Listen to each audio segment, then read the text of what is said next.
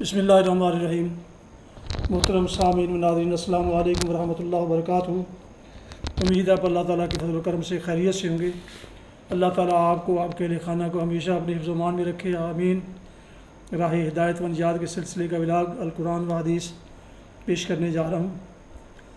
شروع کرنے سے پہلے ایک دفعہ پھر گزارش ہے کہ اگر آپ نے ابھی تک میرے یوٹیوب چینل کو سبسکرائب نہیں کیا تو سبسکرائب کر لیں، تاکہ آنے والے روحانی اور قرآنی ولاگز جو سراسر باعث خیر، باعث برکت اور باعث ثواب ہیں وہ آپ تک پہنچتے رہیں۔ مناسب سمجھیں تو دوستوں سے بھی شیئر کر لیں، اس کا اجر آپ کو علیحدہ بھی ملے گا انشاءاللہ۔ تو شروع کرتے ہیں القرآن و حدیث۔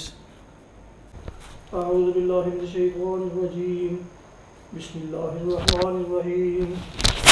وَأَوْحَيْنَا إِلَىٰ مُوسَىٰ أَنْ أَلْقِ عَصَاكَ فَإِذَا هِيَ تَلْقَفُ مَا يَأْفِكُونَ فَوَقَعَ الْحَقُّ وَبَطَلَ مَا كَانُوا يَعْمَلُونَ فَغُلِبُوا هُنَالِكَ وَانقَلَبُوا صَاغِرِينَ وَأُلْقِيَ السَّحَرَةُ سَاجِدِينَ قَالُوا آمَنَّا بِرَبِّ الْعَالَمِينَ رب موسیٰ و ہارون۔ صدق اللہ العظیم۔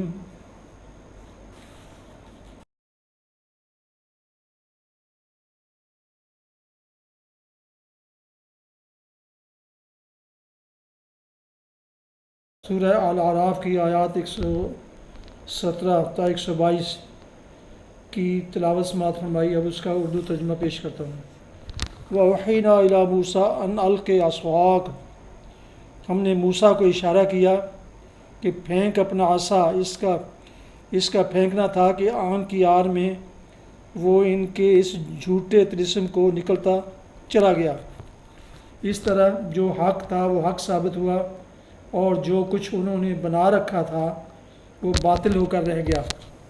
فرعون اور اس کے ساتھی میدان مقابلہ میں مغلوب ہوئے اور فتح مند ہونے کے بجائے الٹے ذلیل ہو گئے، اور جادوگروں کا حال یہ ہوا کہ گویا کسی چیز نے اندر سے انہیں سجدے میں گرا دیا۔ کہنے لگے، ہم نے مان لیا رب العالمین کو، اس رب کو جسے موسیٰ اور ہارون مانتے ہیں۔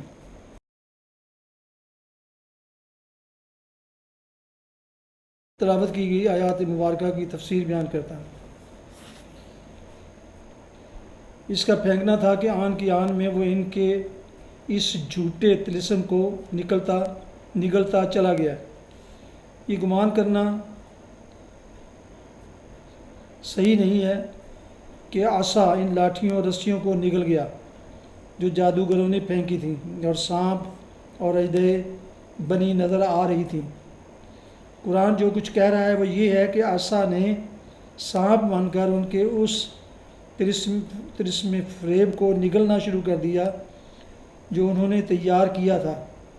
اس کا صاف مطلب یہ معلوم ہوتا ہے کہ یہ سانپ جدھر جدھر گیا وہاں سے جادو کا وہ اثر کافور ہوتا چلا گیا، جس کی بدولت لاٹھیاں اور رسیاں سانپوں کی طرح لہراتی نظر آتی تھیں، اور اس کی ایک ہی گردش میں جادوگروں کی ہر لاٹھی اور ہر رسی بن کر رہ گئی۔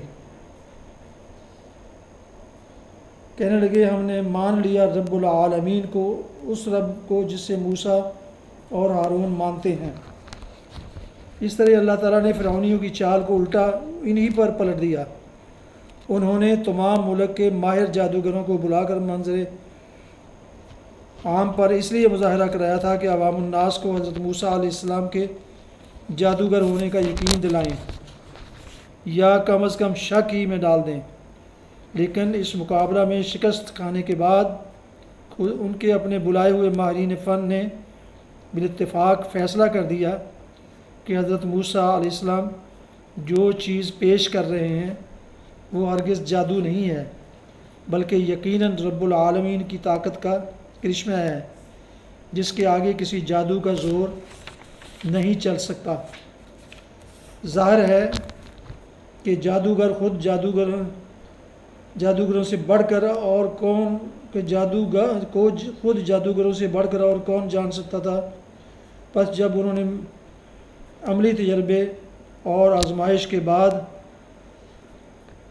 شہادت دے دی کہ یہ چیز جادو نہیں ہے، تو فرعون اور اس کے درباریوں کے لیے باشندگان ملک کو یہ یقین دلانا بالکل ناممکن ہو گیا کہ موسیٰ محض ایک جادوگر ہے۔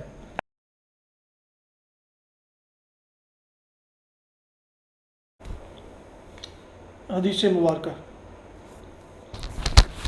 حضرت زید بن ارقم رضی اللہ عنہ سے روایت ہے کہ انہوں نے کچھ لوگوں کو چاشت کی نماز پڑھتے ہوئے دیکھا، تو انہوں نے فرمایا خبردار، یقیناً یہ لوگ جانتے ہیں کہ اس کے علاوہ دوسرے وقت میں اس نماز کا پڑھنا افضل ہے۔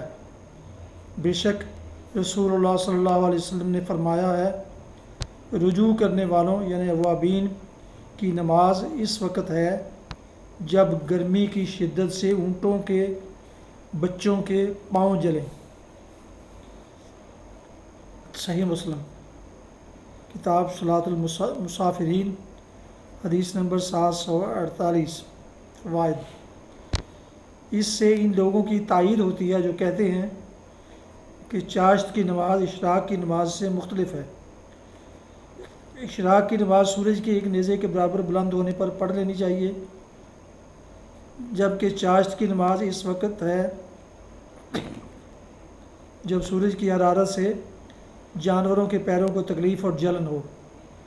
عام طور پر مغرب کے بعد 6 رکعت نفل نماز کو صلاۃ الاوابین کہا جاتا ہے، جس کی بنیاد ایک ضعیف سند روایت ہے، اور اس صحیح حدیث میں چاشت کی نماز کو صلاۃ الاوابین سے تعبیر کیا گیا ہے، اس لیے صلاۃ الاوابین اصل میں یہی چاشت کی نماز ہے۔